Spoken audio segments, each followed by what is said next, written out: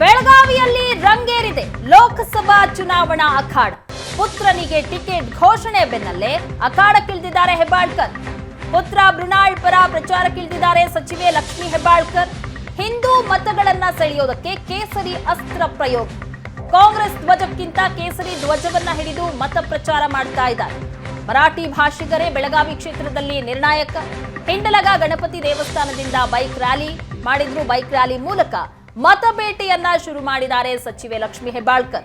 ಸಹೋದರ ಚನ್ನರಾಜ ಹಟ್ಟಿಹೊಳೆಯಿಂದಲೂ ಸಹ ಮತಬೇಟೆ ಆರಂಭ ಆಗಿದೆ. ಶತಾಯಗತಾಯ ಈ ಬಾರಿ ಪುತ್ರನನ್ನ ಗೆಲ್ಲಿಸಲೇಬೇಕು. ಲಕ್ಷ್ಮೀ ಹೆಬ್ಬಾಳ್ಕರ್ ಕ್ಯಾಂಪೇನ್ ಅನ್ನ ಆರಂಭ ಮಾಡಿದ್ದಾರೆ. ಹಿಂದೂ ಮತಗಳನ್ನ ಸೆಳೆಯೋದಕ್ಕೆ ತನ್ನದೇ ರೀತಿಯಾದಂತಹ ಅಸ್ತ್ರವನ್ನ ಪ್ರಯೋಗ ಮಾಡ್ತಾ ಇದ್ದಾರೆ. ಅವರ ಜೊತೆಗೆ ಸಹೋದರ ಚನ್ನರಾಜ್ ಹಟ್ಟಿಹೊಳಿ ಅವರು ಸಹ ಮತಬೇಟೆಗಿಳಿದಿದ್ದಾರೆ.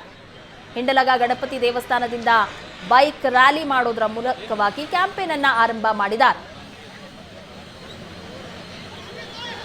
ದೃಶ್ಯಗಳಲ್ಲಿ ನೋಡ್ತಾ ಇದ್ದೀರಾ, ಮತ ಬೇಟೆಗೆ ಈಗಾಗಲೇ ಇಳಿದಿದ್ದಾರೆ ಲಕ್ಷ್ಮೀ ಹೆಬ್ಬಾಳ್ಕರ್ ಅವರು. ಒಂದು ಕಡೆ ರ್ಯಾಲಿ ನಡೀತಾ ಇರುವಂತಹ ದೃಶ್ಯ, ಮತ್ತೊಂದು ಕಡೆ ಲಕ್ಷ್ಮೀ ಹೆಬ್ಬಾಳ್ಕರ್ ಸಹೋದರ ಚನ್ನರಾಜ್ ಹಟ್ಟಿಹೊಳಿ ಹಾಗೆ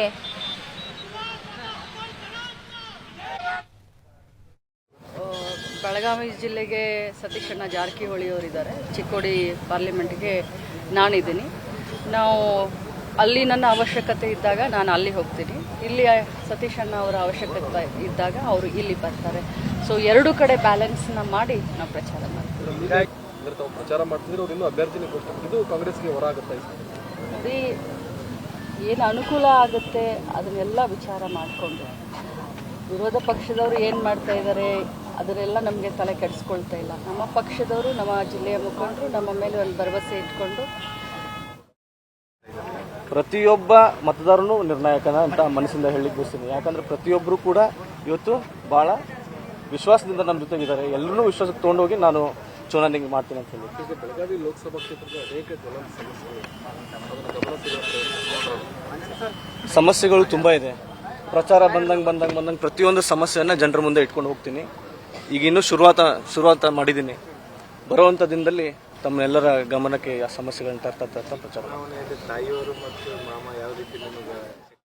ಈ ಬಗ್ಗೆ ಹೆಚ್ಚಿನ ಡೀಟೇಲ್ಸ್ ಕೊಡ್ತಾರೆ ನಮ್ಮ ಪ್ರತಿನಿಧಿ ಅನಿಲ್. ಶತಾಯಗತೆಯ ಮಗನನ್ನ ಗೆಲ್ಲಿಸಲೇಬೇಕು ಅಂತ ಈಗಾಗಲೇ ಕ್ಯಾಂಪೇನ್ ಗೆಳೆದಿದ್ದಾರೆ ಲಕ್ಷ್ಮೀ ಹೆಬ್ಬಾಳ್ಕರ್ ಅವರು. ಕ್ಯಾಂಪೇನ್ ಅಲ್ಲಿ ನೋಡ್ತಾ ಇದ್ವಿ, ಕೇಸರಿ ಶಾಲನ್ನ ಹೊದ್ದು ಕ್ಯಾಂಪೇನ್ ಅಲ್ಲಿ ಭಾಗಿಯಾಗಿರುವುದನ್ನ, ಹಿಂದೂಗಳ ಮತವನ್ನ ಸೆಳೆಯೋದಕ್ಕೆ ಹೊಸ ಅಸ್ತ್ರವನ್ನು ಪ್ರಯೋಗ ಮಾಡ್ತಾ ಇದ್ದಾರೆ. ಇದು ವರ್ಕೌಟ್ ಆಗುತ್ತೆ ಅಂತ ಅನ್ಸುತ್ತಾ ಅಲ್ಲಿ ಅನಿಲ್?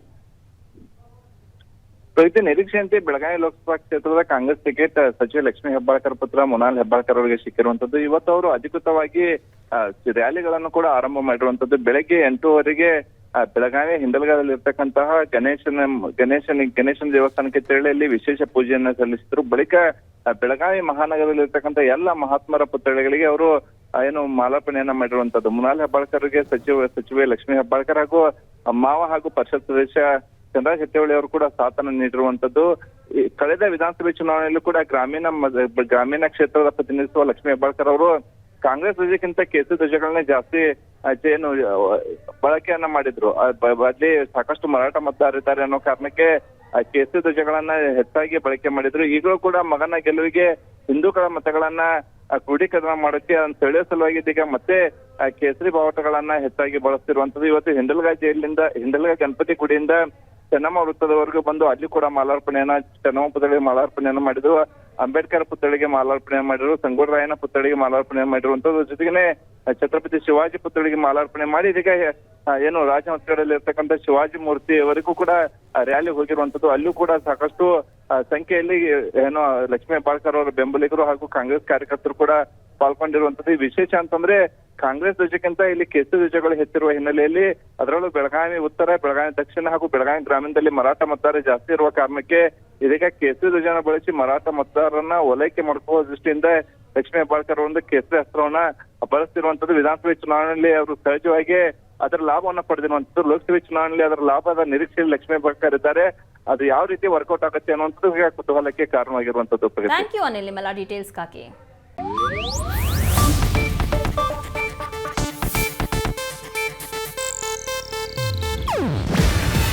ಇದು ಏಷ್ಯಾನೆಟ್ ನ್ಯೂಸ್ ನೆಟ್ವರ್ಕ್ ಪ್ರಸ್ತುತಿ.